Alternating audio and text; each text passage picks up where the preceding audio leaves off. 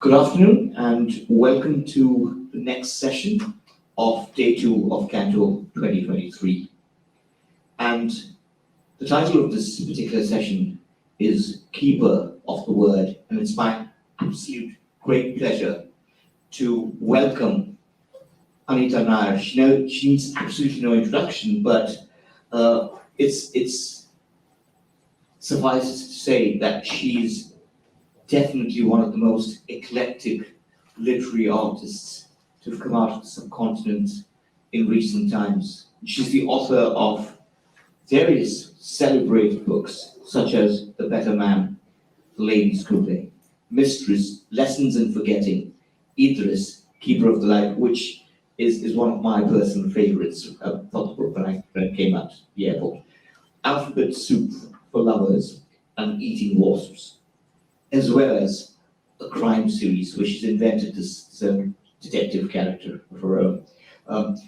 She's the recipient of numerous prizes, including the Crossword Prize and, of course, the very prestigious Sahitya Akademi Award. And she's going to be joined in conversation with Alison James of the University of Chicago. So, very warm welcome to you both. And I'm just going to hand it over to Alison. Thank you, David. Hello, Anita. Is my microphone working? I can't hear Alison very well. Hopefully, does this one? Can you hear me now? Yes. Yes. Sorry, the other microphone wasn't working. But it's a pleasure. It's a pleasure to meet you, Anita. I think just evoke the eclectic quality, nature of your writing. So the fact that you're an author of fiction, including crime fiction, including books for children. You're also an author of plays, screenplays, many other genres. But today I think we're going to be focusing on your poetry. Let me perhaps start by turning this over to you to read to us from some of your published poetry and also some recent unpublished work. I think I missed the last part of your. All right. No, I was just saying that today we're going to be focusing on your work as a poet. We'll start off with you reading from some of your Yes. Your published work and some recent unpublished work. So I'll turn things over to you. One of the things that I was thinking about yesterday is I was, thinking about what poems to read this afternoon. It just occurred to me that, I began life as wanting to be a poet. Poetry was what made I think my veins sing more than anything else. And at some point, I think, the poetry, I continue to write poetry. I continue to write poetry. Not as much as I used to in my youth, but poetry is still a substantial part of my life. And it's probably that one part of my life, my writing life, which I don't really, make available as I should be. For the reason probably that one gets caught up in writing novels, and novels somehow tend to kind of reign. The stories are always supreme, and somehow poetry tends to take a back seat in the I think in the literary establishment until, of course, the poems begin to resonate with a certain need of the hour of wanting to speak about what is happening. Wanting to speak about what has happened in your life, or No, not just my life. It's also it becomes. I think initially when I started writing poetry as a young person, as every young poet, I was so kind of caught up with the beauty of the words and what I could do with the words and everything. But as the years passed, I began to realize that poetry for me was just another way of telling a story, except that with the poetry that I was writing increasingly, it also had an underlying call for action, I would say. I'm not call for action to the rest of the world, but the call for action to myself, basically asking me, I was asking myself questions. And I think it's the same thing that happens when I write my fiction as well. That I write because sometimes I don't understand the world that we inhabit. And to make sense of the world that we inhabit, I need to create a world with words. And I think at this point, poetry now is just another form for me of writing, as perhaps a short story is, or an essay is. So your first, so your collection, you have a collection of poetry called Malabar Mind, which I think was published in 2010. Is that right with HarperCollins? So would you like to read us some poems from this collection? Yes. So just to kind of also give you a kind of, growth of trajectory in terms of, or the arc of trajectory in the way that I have written my poems, where I began with just what preoccupied me to taking on another leap and thinking that what preoccupies me and what is happening in the world around me, they come kind of together in the poems I create. So I'm going to start off with a poem that was published in this anthology of mine, which was titled Malabar Mind, and it was first published in 2002. That's 21 years ago, a long time ago. But this poem that I'm reading out was later picked up by an indie musician, and he turned it into a rock ballad. And so it's available if you go and check on YouTube. And the title of the song, like the title of the poem, is "You Said, I Agreed." Let us be friends, you said. Let us be friends, I agreed. Let there be nothing more, you said. Let there be nothing more, I agreed. I made no declarations, no promises, you said. You made no declarations, no promises. I agreed. It was a minor aberration, a detour, you said. It was a minor aberration, a detour, I agreed. It isn't as if I did anything, you said. It isn't as if anything happened, I agreed. We came out of it with dignity, you said. We came out of it with dignity, I agreed. So this is from the collection. And there's one more poem where I'd like to read from this. Um,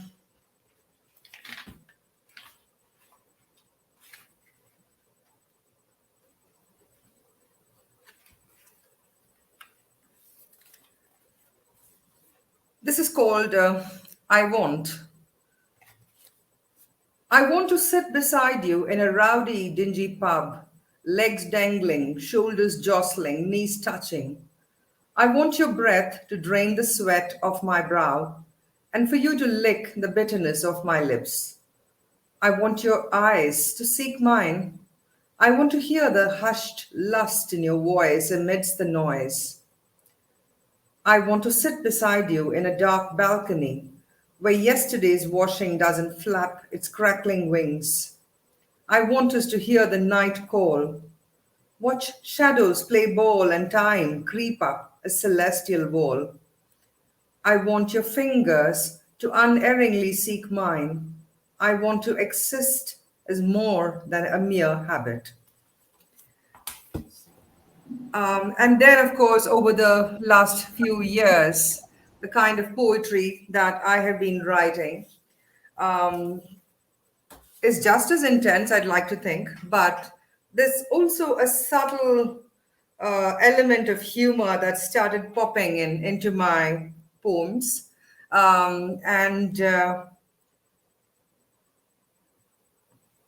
I'd like to read from that. Okay. So the first one I'm going to read is called Why.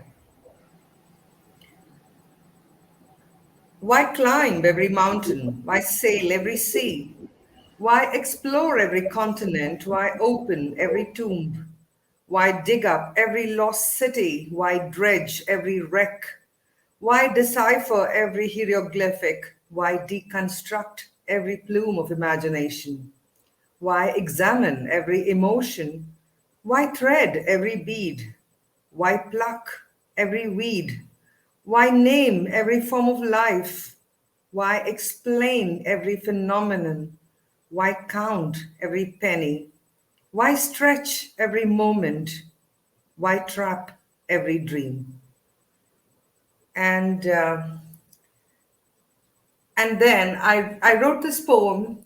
I wrote it on a whim, and then I remember sending it out to a lot of my female friends, and all of us had a good laugh about it. And it's called "How Men Eat." I watch men eat, the opening of the mouth, the curling of the tongue, the pouching of the cheek.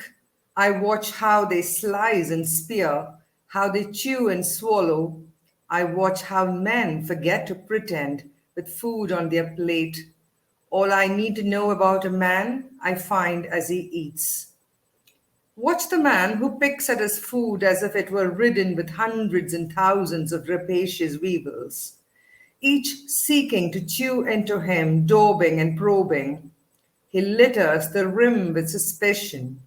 This is one you could befriend, but must never love, for fear holds him back. In life, there is none more important than him.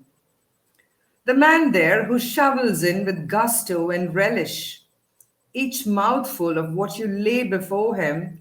Life to him is a marrow bone to suck till dark flesh slides down his throat. Keep him only for a while, for even as he glows with all he devours, soon he will pick every shred of your life and thought, licking you clean of your very being. Now, of this one be wary. He eats as if to eat is an act of faith, yet the plate is wiped clean. Now watch as he trashes the cook.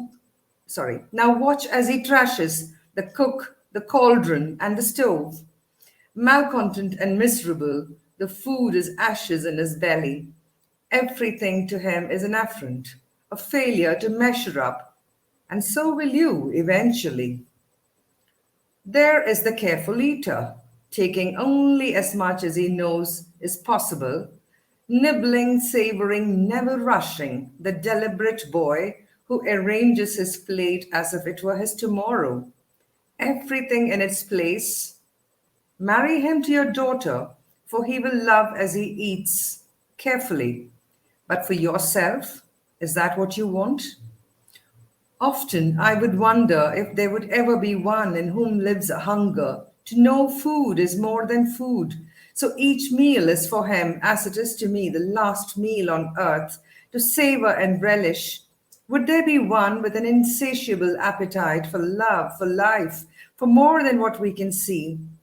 Wait, I see a man there whose hand seeks his mouth with no thought, no joy. Just another thing to do. What monsters lurk within, what bleakness blear the edges. Then I see him reach for a plump purple fig. I see the mask of indifference split. I see the hunger for the sap, the flesh, the yearning to feast on all there is. What makes him hide? His hunger for what could be his. Is it food he fears, or is it what love could be? I see then the furtive, greedy grasp, the northern lights of desire, the fig set ablaze in him. I could teach him to eat as to love, I think. He will teach me to see, I think. He will teach me to be, I think. Would you like me to finish off with one last poem? Yes, Or please. So we you want to take a can, break here? we can talk. I was just going to say that I love the fig that splits that breaks down the resistance of that the last poem. So, Yeah. but yes, we have time for some more poems. You'd like to read. I'm going to be reading this poem. So this is drawn from the Mahabharata. In the Mahabharata, there is a very shameful and distasteful episode where Draupadi, who is married to the Pandavas, is forfeited in a game of dice, and the husband, she has five husbands, and the first one, Yudhishthira, he plays a game of dice and he gambles away everything. He gambles away his uh, kingdom and his horses and his treasure house and everything. Then he gambles away his brothers, and finally all that he's left with is his wife, and he gambles her away as well. And then once she's been lost in the game of dice, the cousins with whom he has been playing this game of dice say that she is now their slave, and that she must be brought to the palace where the game of dice was happening. And they decide that since she is a slave girl now, and everything that she has on her, including her clothes, are hers, I mean, are theirs, and hence they decide to disrobe her in public. And to me, this is probably one of the most horrific and shameful episodes from the Mahabharata. And I just wrote a poem about this.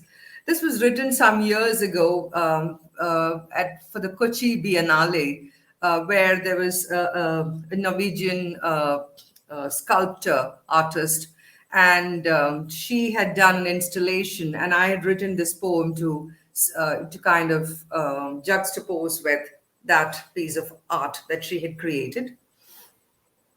The title of this poem is "In Which a Small Gesture Becomes Epic." I have a husband. Actually, I have five. It so happened that one of them strung a bow and shot a fish swimming on a tree through its eye. He didn't look at all except in a pool that shimmered. They took me home, a hovel for a princess. I said nothing, for love is like that. It makes idiots of us women, and I was just a girl. Tall, strong, seeds brimming their sacks, but such mothers' boys through and through. She had trained them well to heed and never proceed until she said so, bloody cow. She sat within their mother. What secret thoughts, what hidden truths, what furrowed her brow?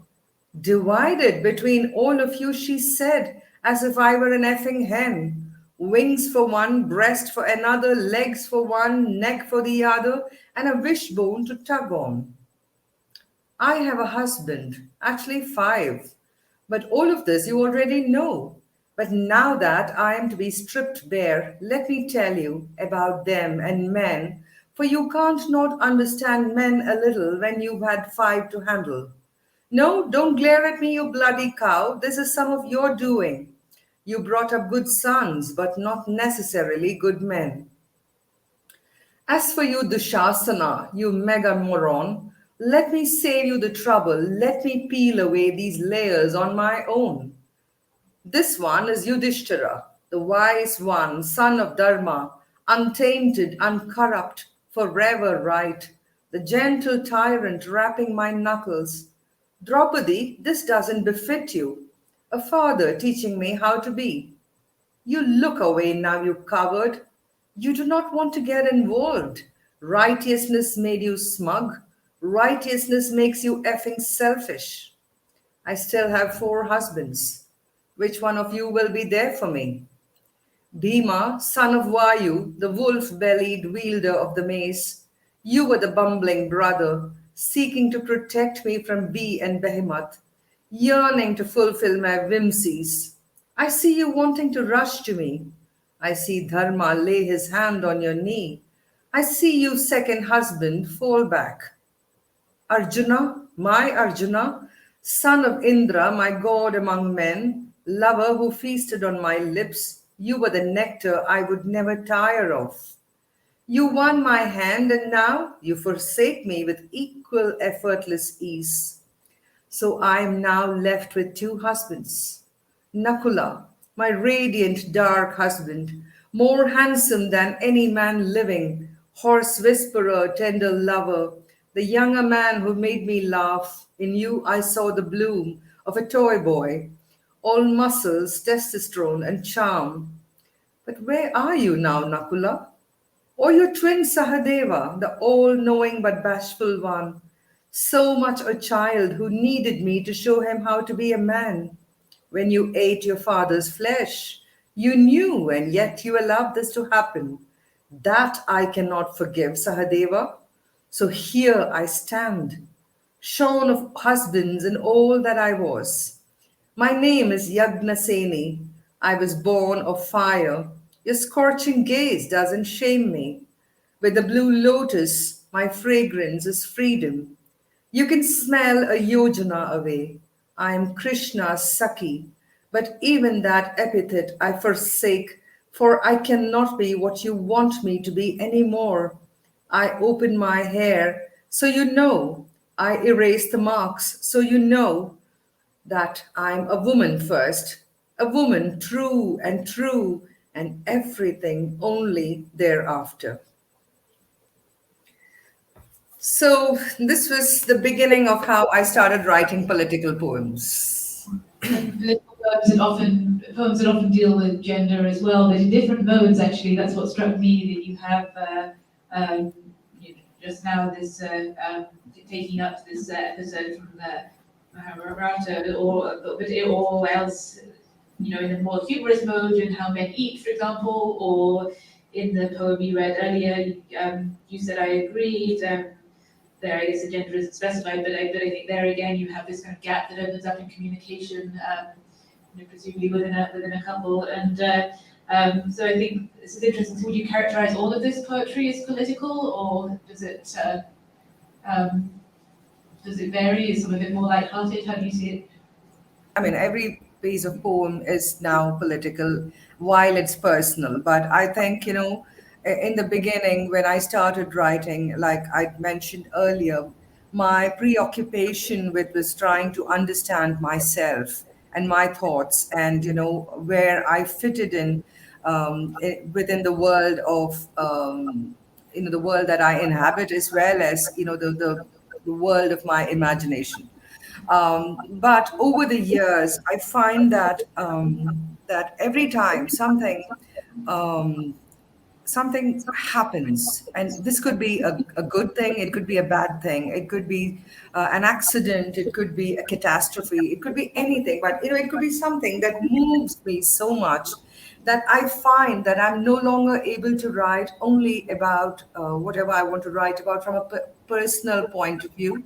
It also becomes something where I, without being really conscious of it, there is a a political, I would say, belligerence almost creeping in into it. And so I might be talking about eating, but it's again a political act for me, because it becomes a definition of who we are and what we are in this world we live in. I was just thinking of the title of your poetry collection, the Malabar Mind, which is also which is the title of one of the poems that talks about Malabar, and you have a note talking about Malabar as a state of mind. So there again, there's a political kind of background and a reflection on what Malabar means, a reflection on history that's kind of behind the poem. So it seems to be that political aspect is there in the earlier poetry as well. Yes. So when with Malabar Mind, so the thing, of course, is that Malabar existed as a principality that was part of the Madras presidency during the British times.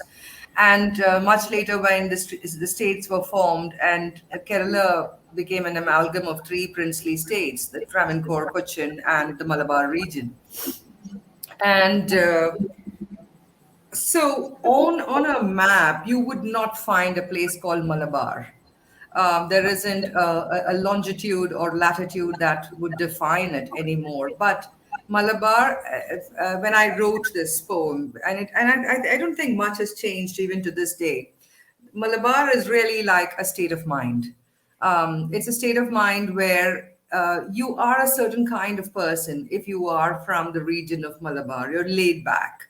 You tend to be a little. It's like the way the Chinese would, distinguish between the southern Chinese and the northern Chinese, or you would take like a big country and say that, okay, the people in this region are so different in the way they approach life, the way they look at life, their work ethic, their standard of expectations. All of that is very different. So Malabar, to me and to a lot of people from Kerala, is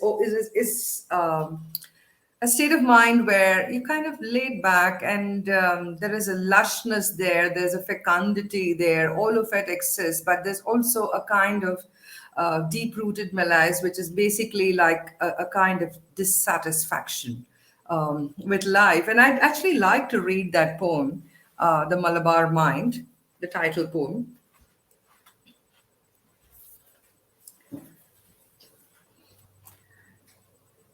In his eyes, the lunatic gleam. Tata Madras, Tata fiends of hell.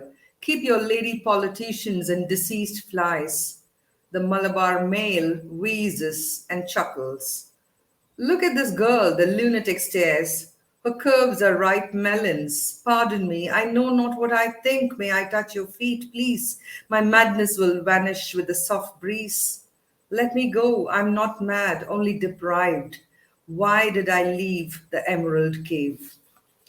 The river Nila, sandbanks rising yellow and gritty, once flourished triangular hate, the cow worshippers, the pig haters, and the sunshine haired cow eaters.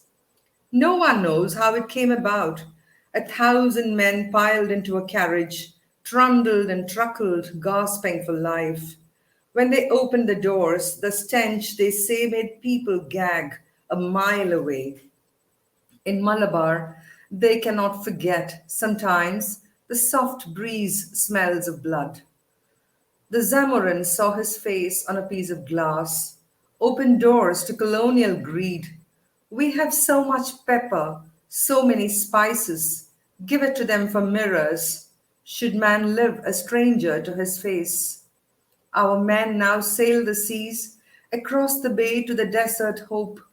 In the backwaters, women sail lonely rafts, spinning coir, weaving dreams. Zubaida, creature of the grimy hovel, queen now of a green mansion. Fish juices trickle down her chin every day. Is there more to life? She asks. Geeta has her husband's voice on tape. The children listen to it now and then. Venu, distant cousin, loves her on Wednesdays and Fridays, satiating lust and a need to be held. He caresses her skin. She licks his eyes and wills him to take her in rhythmic ecstasy. It is only till he comes back home, she tells God. Malabar, Manibar, Mulibar, Munibar, Malibar, Melibar, Minibar, Milibar, Minubar, Malabaria, Malabria, where the rain hisses, echoes of 1,000 footsteps, each seeking to measure the girth of wetness. Eaves drip countless forsaken thoughts, tiles splay revealing parted rafter thighs. Politics is a way of life, belong to a party for an identity, the Congress or the RSS, the Muslim League or the Communists.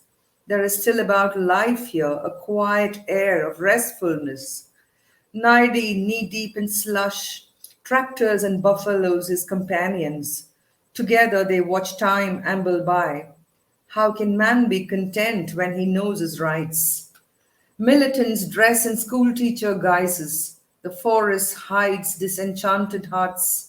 Madness threatens to erupt at any time.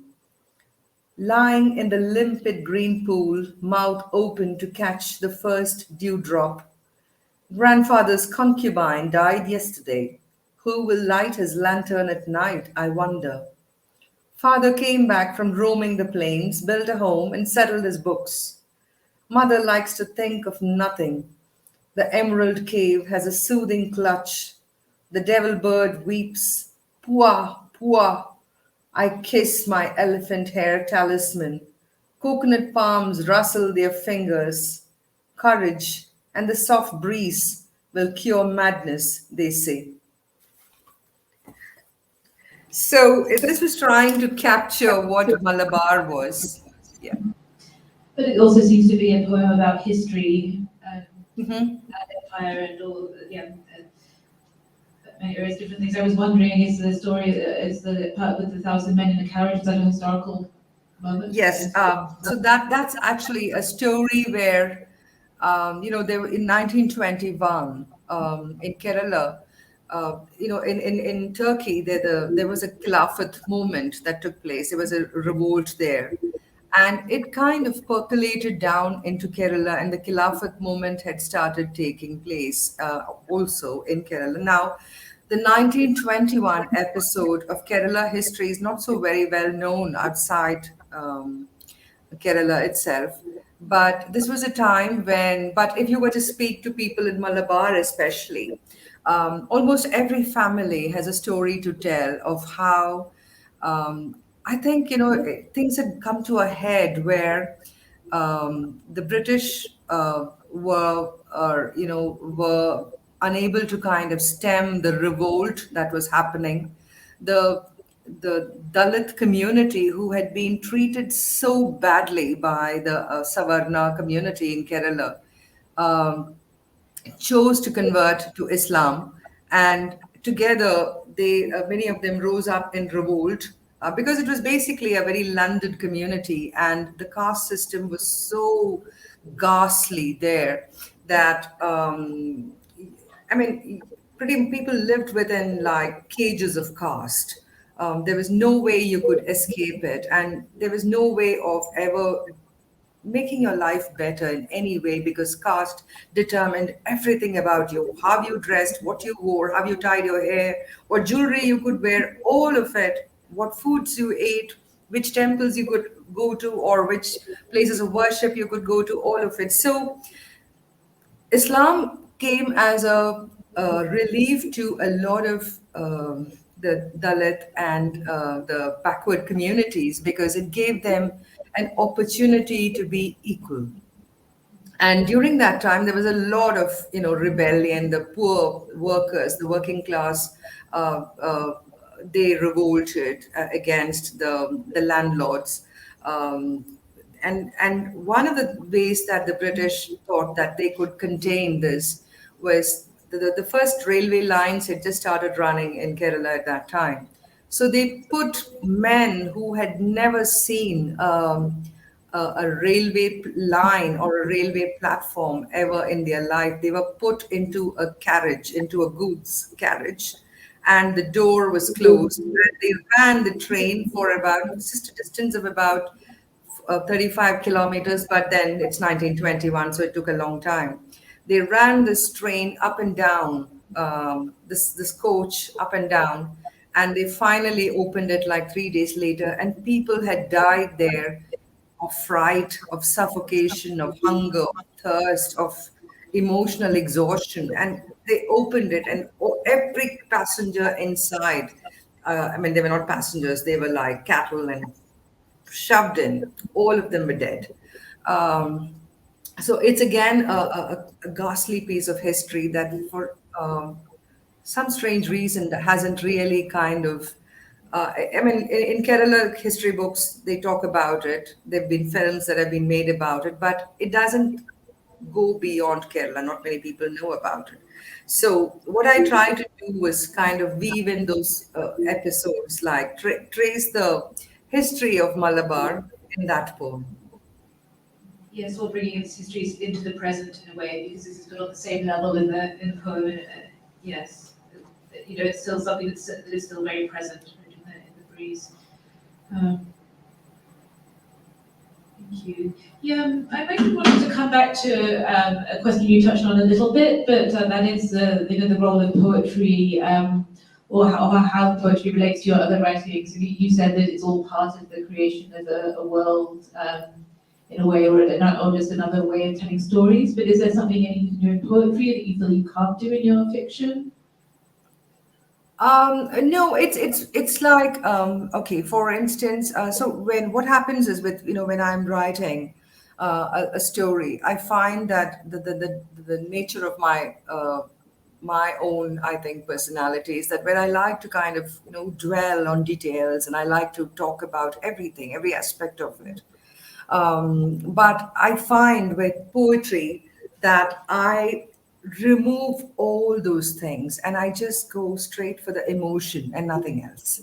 So while emotion is always seen, I mean, it's not being melodramatic, but I find that emotion allows me to kind of speak to when I write my poetry. It's like I'm reading out my poetry for someone who's sitting opposite me and listening to what I'm reading out to them.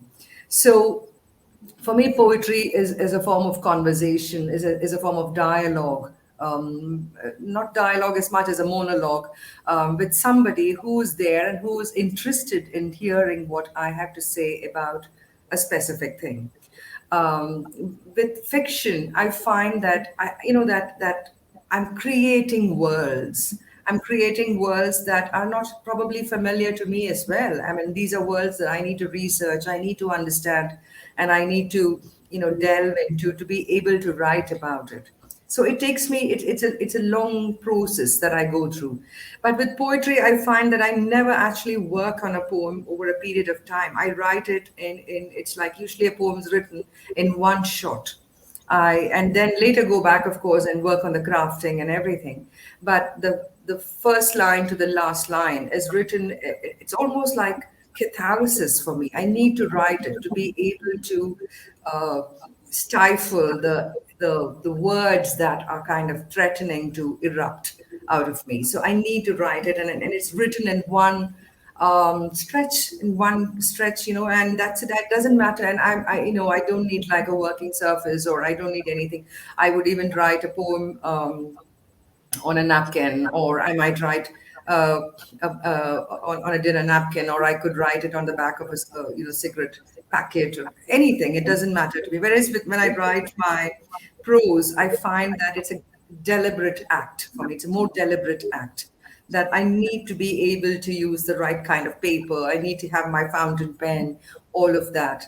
But I need none of those extraneous things when I write poetry. It just comes straight within. And I don't know, when I finish writing a poem, I look at it and then I ask myself, where did this come from? Whereas when I look at my prose, I know exactly where it came from. The prose is more of a project, or it's a longer term kind of construction that happens. Is it? Yeah. I'm sorry. Sorry, I say so. So the prose would be more of a project where you're of creating something for. Yes, yes. In fact, every few months, I tell myself, yes, I need to put together all my poetry, the ones that I've been writing since Malabar Mind was published, and I keep thinking I have more to add to it, and then the time just passes. Yeah, but it's interesting because it seems that there's a different writing process, and then there's also a different relationship to the reader, or you're imagining a more direct form of address to the reader. That seems to be the case. No, again, Alison, there's some kind of distortion. I was really just summarizing what you said, but it seems that there's a different process, and then there's a different relationship to the reader as well, or a different way of addressing the reader more directly. Yeah, I think also that I mean, obviously, as one grows older, there is a certain reining in of emotion, which happens. But I find that when I write my poetry now, that while there is that reining in, it's still as if I haven't lost any of my wide-eyed way of looking at the world. So I think that one part of me, that there's a part of me that remains untouched by time, and that part of me is what emerges when I, write my poetry, because it's not as if I would sit down and analyze why I'm writing what I'm writing, and even when, and I mean, when we had the farmers, movement happening.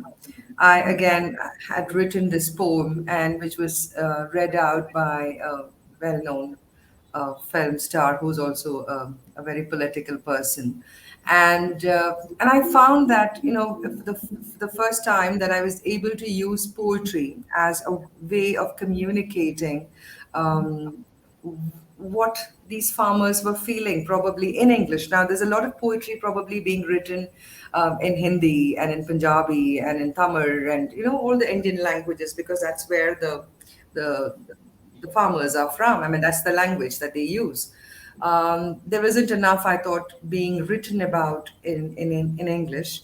And the reason is that obviously, again, there is this huge divide that you see in India even today, um, that English tends to be the language used by the very educated, the people who are of a different socio-economic background. And English, and there many of them live, I think, in this almost a bubble where things like farmers' protests, etc., doesn't exist.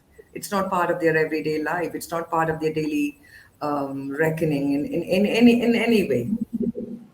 And I write in English, and that is just probably an accident of birth more than anything else. um, that I'm very rooted in the rural world. My family are agrarian people, and or were agrarian people, and I still have very strong ties to the village that my family comes from. I'm there. I spend a lot of time there, so I understand the rural landscape probably much more than I understand the urban landscape. And so for me, the poem that I was writing, that I felt that I needed to be part of the farmers' protests, was the only way that I could do it was by writing a poem that would echo what was going on in the minds of these millions of farmers who were protesting. So I also I was wondering actually about the relationship between your writing and some of your political activism. I know you're a supporter of the UN Refugee Council. Is that right? So you've done work for refugees. So I was just wondering about the relationship between activism and poetry for you. We've talked a little bit about the political. So I think, like, if you look at the tradition of poetry itself, like, at a point long before the novels and stories were something that people could pick up and read, the bards were the voices, and the bards carried the poems from one place to another. And we've had that in every culture. The wandering minstrels have been there in every culture, and they were the speakers of the truth, and like the court jester who had immunity, and he could state what was being said as long as it was said as a joke. They were, I think, the foremost political commentators at that point of time. They were the only ones who could do it, and so much of the thoughts that was happening. I mean, the thinking of that time was, I think, echoed in the songs that were written around that time, the songs that were sung. And in every community, again, you would see that the call for revolt, the call for rebellion, all of that came via poetry. To this day, that if you were to see a procession taking place, it doesn't matter which part of the world, and when people are called, walking with placards, you would see that there's a certain resonance, there's a cadence to the way words are put together, way words are thrown at whatever they're throwing it at, whether it's establishment or the university or whatever it is, the political parties and so on. So I think what happens is that the voice, the power of the voice, especially when it's able to weave in emotion without making it a chest beating exercise, has an amazing ability to evoke sentiments in people. And I think poetry in a long time has lost that place. Like for instance, if one were to be reading the poetry of Ginsberg, Allen Ginsberg, and so on, you would think that you see that there is a deep sense of dissatisfaction, and there is a call for some form of change. It's not call for action as much as call for change. And increasingly, I find that that as our lives have become that much more comfortable, the political spine of poetry seems to have kind of receded further and further. And it's all become very much about I, me, myself, which is the nature of the world that we live in today, where, people are, there's so much time spent on navel gazing in different forms. And it's all about who I am, what am I, and stuff like that. Now, for me, that was who I was when I was a younger person, and I think every younger person should go through that, period of trying to understand who they are. But as an older poet, I can no longer allow myself to write self-indulgent poetry. I need to use my poetry in a way that it serves a purpose. It's the same with the fiction that I write. It's no longer the fiction that I could have written when I was in my 20s and in my early 30s. Now, in my 50s, I find that there is a greater urgency in me to be able to write things that matter, things that are going to, and this is not about trying to be immortal, but it's basically about trying to give voice to all the things that I need to be able to say, because perhaps somebody else might not say it. And it's my responsibility to be able, because I've always believed that a writer's um, apart from creating beautiful worlds and complex worlds and all of that, and laying bare who we are as people to ourselves, the writer also has a responsibility to leave a residual message with the reader in some form or the other. I'm not saying that I think a writer can change the world, but I think the writer can help provoke thought. And it's now important to me that no matter whether I'm writing prose or I'm writing poetry, that I be able to leave behind a residual thought in the reader or listener's mind. But if not, I think that's a good place to end the conversation with this reflection on the role of poetry and the responsibility of writers. We need to provoke thought about the present. So thank you very much, Anita, for this, for the reading, for this reflection on your writing, and it was a pleasure to talk to you. Thank you so much, Alison.